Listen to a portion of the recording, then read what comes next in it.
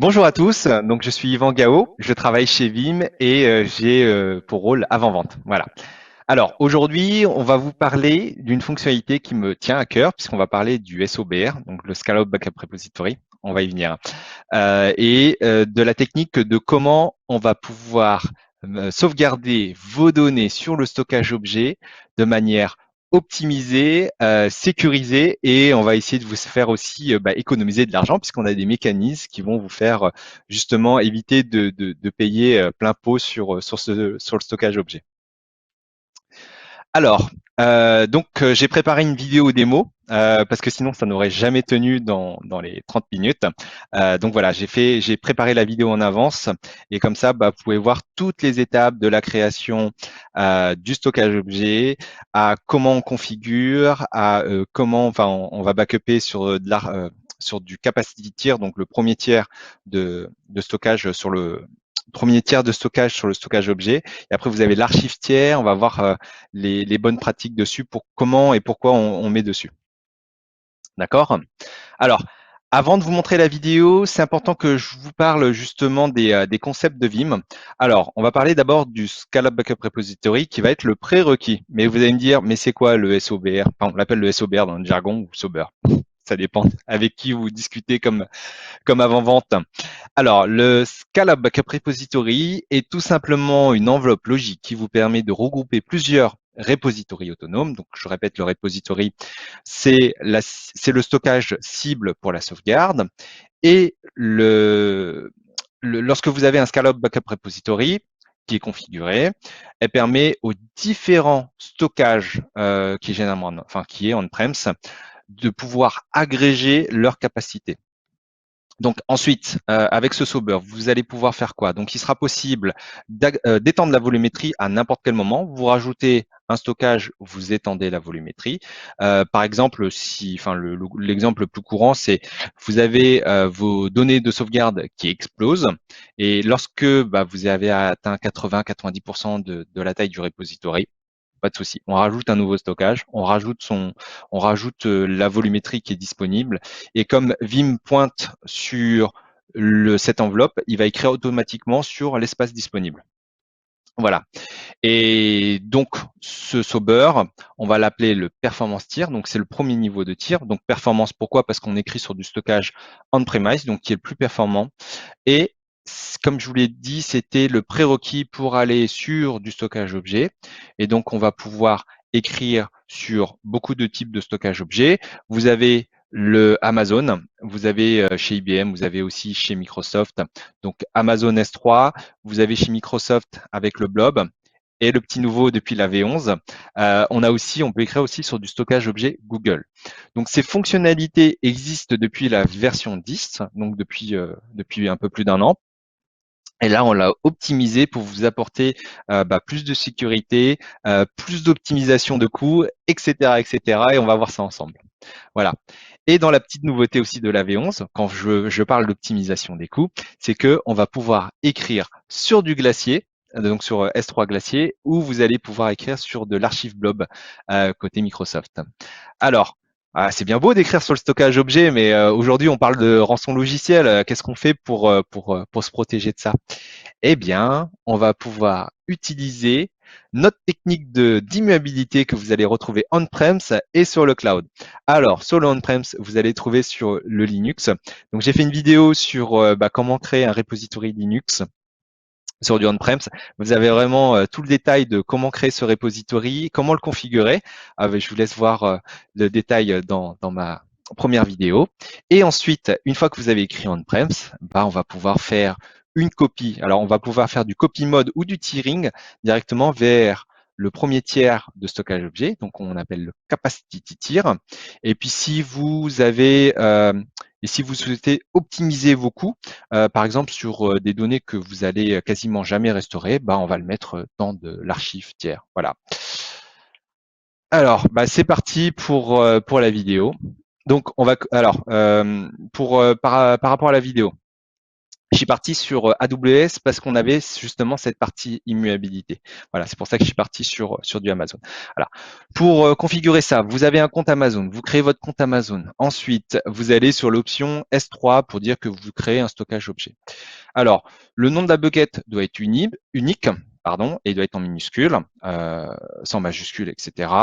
Donc là, j'ai bucket Vim S3 GFS.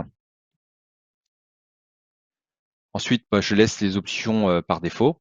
Donc sur la partie versionning, je vais l'activer parce que j'en aurai besoin pour la suite pour fonctionner correctement. Et pour la partie encryption, on va partir sur de l'AWS KMS. Voilà. Donc, je vous demande vraiment toutes les options en détail pour que vous puissiez justement configurer ça de votre côté, essayer de vous-même et puis protéger votre environnement de production. Voilà. On va aussi activer l'immuabilité. On parle d'immuabilité, autant l'activer ici. Donc l'immuabilité, c'est quoi? C'est le fait de pouvoir écrire la donnée sur le stockage et qu'elle soit protégée en écriture et donc de toute modification. Voilà. C'est la magie de l'immuabilité. Alors, une fois que j'ai créé mon bucket, voilà, vous voyez, bucket Vim S3 GFS. Alors GFS, c'est tout simplement une technique pour organiser sa sauvegarde sur long terme avec des hebdomadaires, des mensuels et des annuels. Voilà, ça va avoir une importance aussi pour gérer la partie qu'est-ce qu'on met sur le stockage objet. Généralement, on met des données enfin, comme on restaure des données fraîches, on utilise ça on-premise, et puis pour les données qui sont un peu plus lointaines, on va utiliser la partie stockage objet. Voilà, je veux le programmatic access, puisqu'on va communiquer en mode API avec entre Vim et AWS. Voilà, je vais lui rattacher toutes les policies. Donc ici, il y a déjà les policies Vim, vous les retrouverez sur le site Vim. Donc on aura besoin de pouvoir avoir des accès spécifiques donc aux instances EC2 qui représentent la machine virtuelle, IAM donc qui est la partie gestion des utilisateurs, la partie S3. Donc ça, c'est politique, vous allez retrouver directement sur le site Vim Help Center. Et une fois que j'ai créé mon administrateur Vim pour pouvoir justement gérer toute cette partie-là, je vais télécharger justement les deux clés. Vous avez une clé qui est unique, attention, ne la perdez pas. Si vous perdez cette clé, vous ne pourrez plus accéder à votre stockage. Il faudra recréer une clé pour pouvoir y accéder. Voilà. Je vais créer justement le stockage objet. D'abord, je vais créer un repository classique. Donc, disons que c'est la première fois que vous installez la console Vim. Je vais d'abord créer mon performance tier en rajoutant un serveur Windows. Donc là, je prends mon volume G pour la première sauvegarde. C'est surtout pour vous montrer sur la partie des mois. Là, on crée le performance tier. Ce que vous avez vu sur mon PowerPoint, performance tier, c'était le premier niveau et le sober était obligatoire, c'était un prérequis pour écrire sur le stockage objet. Voilà. Je crée un dossier pour dire que c'est comme ça que je vais gérer mon GFS. Et puis là, je vais cocher la case Use per machine backup file. Pourquoi? Parce que je trouve que c'est plus simple de gérer les backups en ayant une VM sauvegardée avec son fichier de backup. Donc le point VBK, c'est l'extension pour la foule et le point VIB, c'est l'extension pour l'incrément. Voilà. Et second avantage, vous allez avoir plus de performance puisque vous allez écrire en parallèle aussi plusieurs VM pour la sauvegarde. Voilà, donc là je vais créer mon SOBR, le sober. Voilà, le performance tier, je vais rajouter le stockage que je viens de créer à l'instant, donc qui est le stockage Windows avec ma lettre G, si vous vous rappelez le volume. Ensuite, vous avez deux types d'options. Vous avez le data locality et le performance. Le data locality, les foules et les incréments vont se retrouver sur un même extent. Alors, un extent, c'est le stockage que je vais rajouter dans le sober. Et puis sinon, vous avez le performance. Vous pouvez créer les foules sur un stockage et les incréments sur un autre.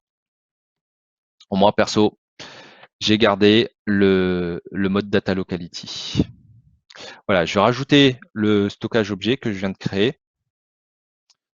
Pour ajouter les credentials, c'est le fichier Excel le fichier CSV qu'on a téléchargé. Donc vous avez l'access key et le share key. Voilà. Alors, on est en France, on va sélectionner un data center en France.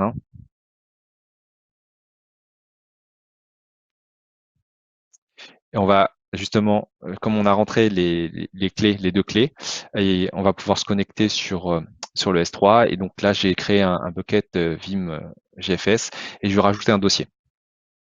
Voilà, création d'un dossier. Je vais mettre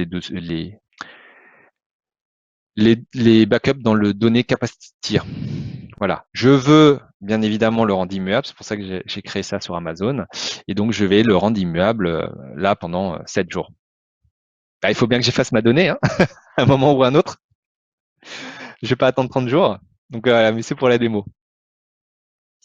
Voilà, vous avez le mode copy backup et le mode move. Le copy, c'est tout simplement le fait, j'ai écrit ma donnée sur le performance tier et ensuite je fais une copie dans le capacity tier. Donc j'écris une copie on-premise et je vais faire une copie sur le cloud. Le move, c'est pour faire du tiering vers le cloud. Alors par rapport au move, il faut qu'une chaîne de backup soit complète avant de pouvoir être migré sur la partie stockage objet. Et bien évidemment, les deux modes sont possibles. Et là, pour le mode, je vais envoyer enfin toutes mes GFS de plus de 7 jours sur le stockage objet. Alors, quand je parle de GFS, c'est les hebdomadaires, les mensuels, etc.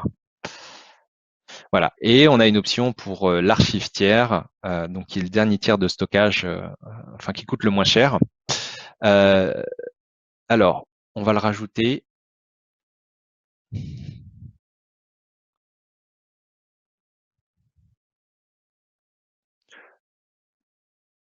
Donc, pas de, enfin, comment dire, on va mettre le nom.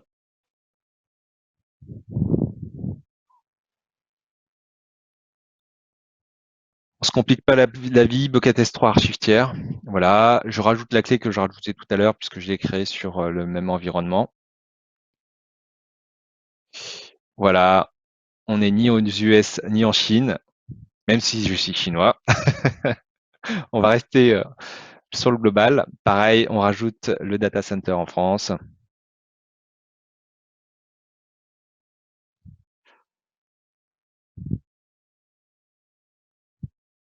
Voilà. Et du coup, je vais créer dans le même bucket, mais je vais créer un dossier à part en disant que bah, c'est de l'archive.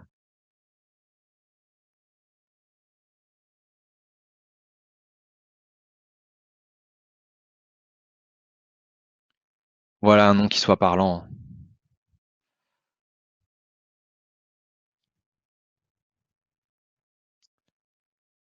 Et puis et puis pour la suite, pour écrire entre le capacity et l'archive tiers, on va avoir d'une proxy appliance qui va avoir toute son utilité pour vous faire économiser des coûts. Alors je vais en parler juste après, mais juste avant je vais parler de l'immuabilité. Voilà, on rend le stockage immuable pour les données en JFS, et c'est là aussi qu'on configure la partie Deep Archive Storage. Voilà. Donc, s'il y a bien une alerte en disant attention, si vous restaurez la donnée, ça va vous coûter excessivement cher en coût de requête. Donc, réfléchissez bien. Ces données, normalement, ne doivent être restaurées qu'en cas d'utilité, euh, enfin, en cas de crash, par exemple. Voilà. Et ces données doivent être gardées. C'est pour ça qu'on met 180 jours, plus de 180 jours sans être restaurées, pour que ce soit rentable. Voilà. Le proxy appliance a toute son utilité ici pour vous faire économiser des coûts, comme je vous disais. L'objectif, c'est quoi? C'est que on va écrire plein de petits blocs sur la partie capacity tier. Donc, il y a aussi une optimisation du stockage. Et en fait, cette proxy appliance, son rôle, c'est quoi? Ça va être d'optimiser, de créer des plus gros blocs de données pour avant d'écrire sur l'archive tiers. Parce que comme vous avez des coûts de requêtes, donc les puts, bah, au lieu d'écrire les milliers de petits fichiers, on va écrire des gros blocs de données pour diminuer la facture. Voilà. Je vous rassure, le proxy appliance euh, comment dire, s'allume uniquement lorsque vous allez faire, quand vous allez migrer la donnée sur la partie capacity tier vers l'archive tiers. Voilà. Après, je vais vous montrer aussi les chiffres euh, pour vous dire que bah voilà, il y a une réelle baisse du nombre de fichiers de backup qui ont été envoyés. Voilà, bah tout a été créé. Bah, on est bien, on est bien.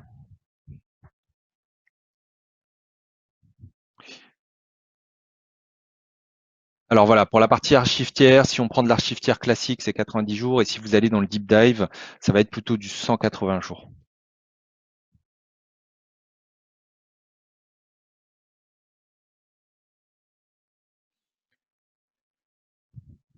Allez, on termine la configuration. Super, mon Scala Backup Repository est créé. Et là, je vais pouvoir justement écrire sur du performance tier, du capacity tier et avec le temps migrer sur la partie archive. Alors, je vais créer un backup copy job puisqu'on parle de GFS. Donc, c'est quoi un backup copy job? C'est une copie de la donnée qui est déjà sauvegardée. Donc, j'ai une VM, enfin, j'ai déjà une copie d'une VM sur SQL. Et donc, bah, je vais utiliser tout simplement une copie.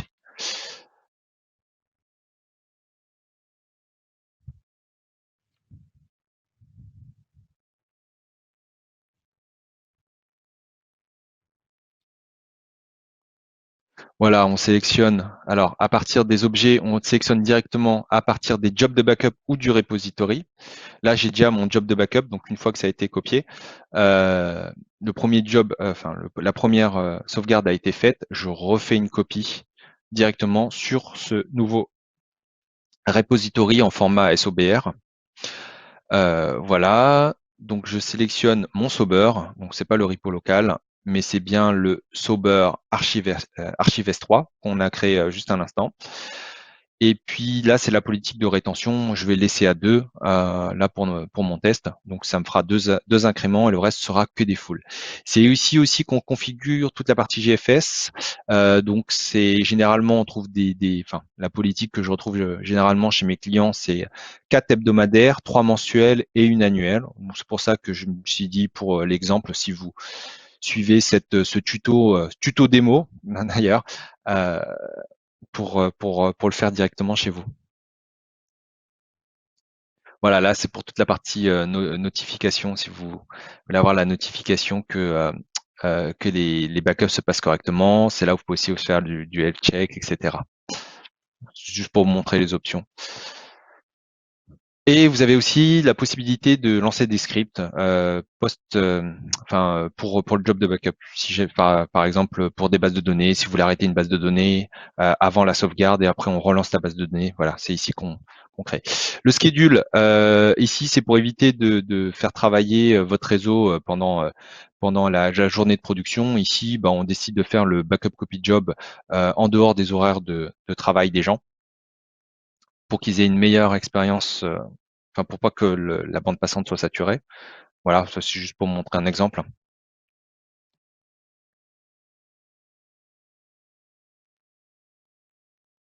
Ah oui, je ne sais pas si vous l'avez vu, mais je vous le fais remarquer, c'est que la taille de la VM fait 24 gigas.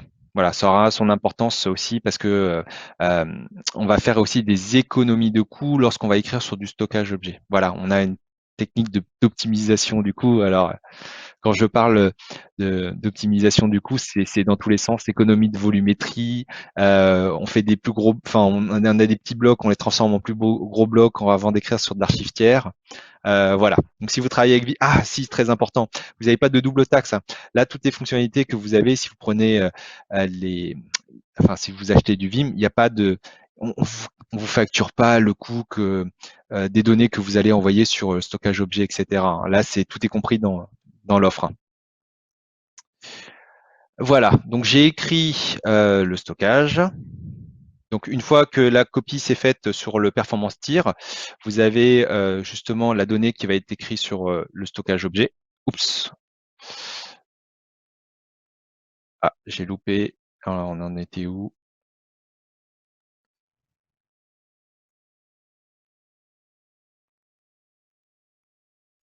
Excusez-moi. Alors, on en était là, voilà. Ça va écrire sur le stockage objet. Alors, sur le capacity tier, donc on écrit les 24 gigas. Et une fois qu'on a écrit les 24 gigas, alors où est-ce que j'en étais? J'écris dans Performance Tier, voilà. Et une fois que c'est écrit dans Performance Tier, j'écris sur le stockage objet et là on voit l'incrément qui. Attendez, je vais regarder la taille du backup. Enfin voilà, c'était pour vous dire que on écrivait, ça fait 11 gigas au lieu des 24 gigas de la VM et il y avait des milliers de fichiers. Alors c'est passé un peu vite.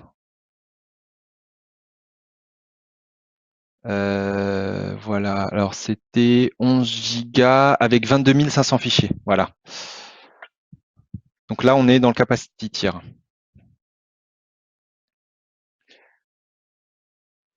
Alors, on vérifie qu'on a bien fait une sauvegarde en mode GFS. Voilà. Donc sur disque, là sur le stockage objet, j'ai bien la donnée. Donc le SQL, OK, tout est OK. OK. Donc on a dans le performance tier et là le W pour dire que c'est un weekly. C'est une première full de weekly. Bon pour le mode GFS. Alors je teste l'immuabilité. On parle d'immuabilité depuis le début. Ah bah je peux pas effacer avant la date du 28 avril. Alors c'est normal, j'ai tourné la vidéo en avance pour préparer ce Vimon. Voilà, alors on a l'architecture des dossiers sur le stockage objet. On a 4 dossiers, le bloc, le checkpoint. C'est là où va être la donnée va être répartie sur les différents dossiers. Et là, je vais vous parler de la partie archive tiers. Alors j'ai mis à jour au jour pour faire le test. Pour vous montrer comment le proxy appliance se crée et comment on économise de la place. Donc c'est pour ça que j'ai mis à 0, mais chez vous ce sera 90 ou 180 jours. Je lance en PowerShell pour dire que je veux lancer l'archive tiers. Voilà, le proxy appliance se crée. Je vais aller sur ma console AWS. On voit l'instance. On voit le proxy appliance qui commence à se créer. Donc ça dure vraiment quelques minutes. Après, ça dépend de la taille de votre backup. Là, bon, bah, j'attends la fin.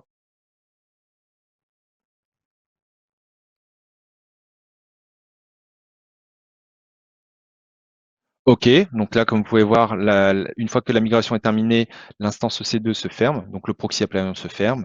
Là, on a toujours les 11 gigas et au lieu des 22 500 fichiers, on n'a que 66 fichiers. Donc le proxy a fait son travail et donc vous aurez moins de coûts d'écriture en coût de requête. Voilà. Et vous avez dans l'onglet là, archive, là, on voit bien que vous avez le performance tier qui est écrit dans disque, enfin dans disque copy, parce que c'est un backup copy. Vous avez le stockage objet avec le capacity tier et vous avez l'archive tier. Donc voilà, bah, j'en ai fini avec ma démo. Donc n'hésitez pas à revenir vers nous si vous avez des questions complémentaires. L'objectif de cette vidéo, bah voilà, c'était tuto et démo. Comme ça, vous pouvez l'utiliser tout de suite, immédiatement en production.